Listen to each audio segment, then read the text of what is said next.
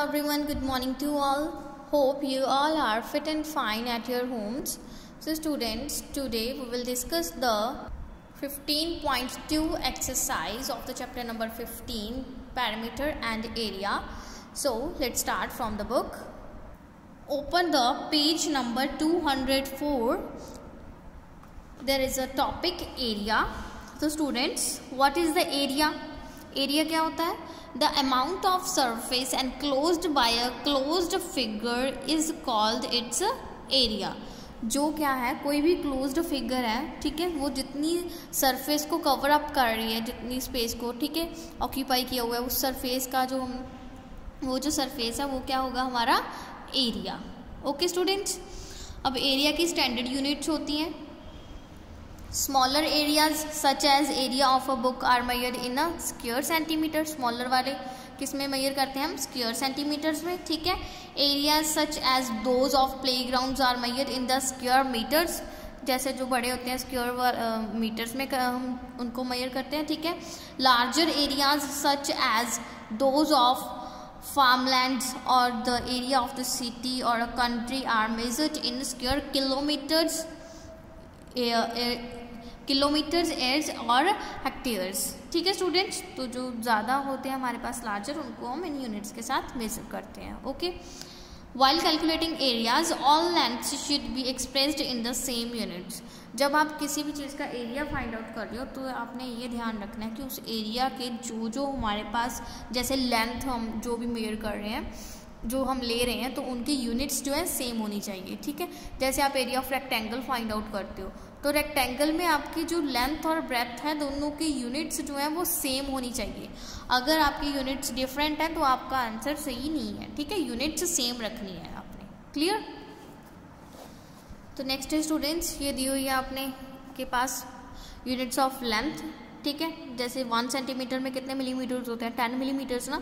So 10 millimetre is equals to 1 centimetre. 10 centimetre is equals to 1 decimetre. 10 decimetre is equals to 1 metre.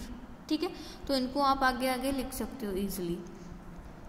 ये दिया हुआ है units of areas. Area की units दी हुई हैं यहाँ पर, और ये लेंथ की हैं. ओके स्टूडेंट्स, अब नेक्स्ट है area of irregular figures. Irregular figures का एरिया आप कैसे फाइंड आउट करोगे? तो इसके लिए आपके पास कुछ स्टेप्स हैं, कैसे आपने फाइंड आउट करना है. फर्स्ट है, take a squared paper with squares with area 1 centimetre square. आपने एक स्क्वेयर्ड पेपर लेना है जिसपे स्क्वेयर्स होंगे 1 सेंटीमीटर स्क्वेयर. जो एरिया होगा उनका वो होगा 1 सेंटीमीटर स्क्वेयर. ठीक है, तो ऐसा पेपर लेना है. Trace out the irregular figure on the squared paper. वो स्क्वेयर्ड पेपर पे आपने जो इरेगुलर फिगर है आपकी, उसको ड्रॉ करना है, ट्रेस करना है. ठीक है.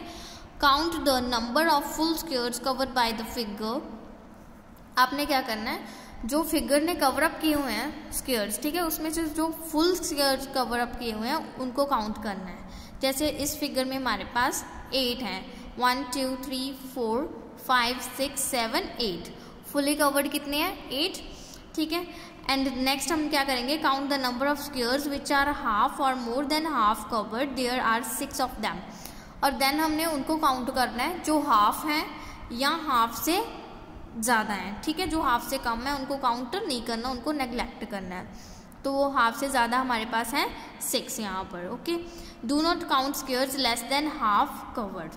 जो हाफ से कम कवर अप हुए हैं उनको हमने नेग्लेक्ट कर देना है, वो काउंट नहीं करने. नेक्स्ट हमने क्या करना है, area of irregular shape is equals to number of full squares covered. Full squares कितने कवर्ड थे, plus number of squares half or more than half covered. Half और हाफ से ज़्यादा कितने कवर अप थे. ठीक है, दोनों को हमने ऐड कर देना तो हमारे पास उसका एरिया आ जाएगा. Clear students? ओके. नेक्स्ट है हमारे पास area of regular figures. Regular figure का एरिया आपने कैसे फाइंड आउट करना है. Take a 1 centimetre squared paper and draw a rectangle with length 6 centimeter and breadth 3 centimeter. इसकी जस्ट एग्जाम्पल ली हुई है कि आपने कैसे लेना है. ठीक है, स्क्वेयर पेपर ले रहे हो, ठीक है, उस पर रेक्टेंगल ड्रॉ करना है जिसकी लेंथ जो होगी 6 सेंटीमीटर है और ब्रेथ 3 सेंटीमीटर है. The number of squares bounded by the length and breadth is. तो कितने नंबर ऑफ स्क्वेयर्स थे? यहाँ पे टोटल नंबर ऑफ स्क्वायर्स अगर आपने काउंट करने हैं तो आप क्या कर सकते हो, लेंथ इंटू ब्रेथ को डायरेक्ट मल्टीप्लाई कर सकते हो, ठीक है। जैसे ये 6 है और ब्रेथ हमारी 3 है, तो 6 इंटू 3 हमारे पास कितना हो जाएगा, 18। It means area of rectangle is 6 centimetre into 3 centimetre और 18 सेंटीमीटर स्क्वायर। तो आप यहाँ पे लेंथ और ब्रेथ को डायरेक्ट मल्टीप्लाई करके जो आंसर आएगा उतने ही नंबर ऑफ स्क्वायर्स आपके जो है कवर्ड अप होंगे। Clear students? So area of rectangle is equals to length multiply by breadth. और अगर आपके पास एरिया गिवन है, आपने लेंथ या ब्रेथ फाइंड आउट करनी है, तो उसके लिए भी आपका ये फॉर्मूला आप क्या कर दोगे, अगर लेंथ फाइंड आउट करनी है तो एरिया अपॉन ब्रेथ, अगर ब्रेथ फाइंड आउट करनी है तो area upon length. Clear students? Now next है हमारे पास area of a square. Square का एरिया क्या होता है स्टूडेंट्स? अब हमें पता है कि स्क्वायर की सभी साइड्स इक्वल होती है, ठीक है। So draw a square with side 3 centimetre on a 1 centimetre square paper. 1 centimetre square paper है हमारे पास, ठीक है। उसमें आपने 3 सेंटीमीटर की साइड्स लेनी है, okay, this side and on this side. The number of squares bounded by each side is, number of squares जो इसने बाउंड अप किए हुए हैं, कवर अप किए हुए हैं, वो कितने हैं हमारे पास, 3 इंटू 3, इट मीन्स 9, ठीक है स्टूडेंट्स।